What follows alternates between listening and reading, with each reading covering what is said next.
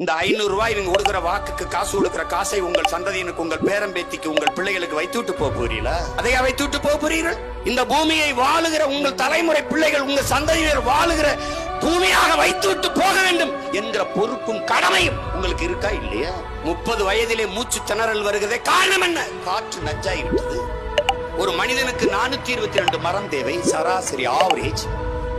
Canada என்கிற நாடு ஒரு மனிதனுக்கு 10,000 மரங்கள் வைத்திருக்கிறது. அந்த நாட்டின் பிரதமர் இது போக இன்னும் 100 கோடி மரங்களை நட உத்தரவிடுகிறேன் சொல்லுங்க. இங்கே ஒரு கார் வெளியிடுகிற நச்சு புகையை கட்டுப்படுத்த 6 மரங்கள் தேவை. எத்தனை ஆயிரம் கார்கள் ஓடுது, எவ்வளவு மரங்கள் இருக்குது எண்ணி பார்த்துக்க.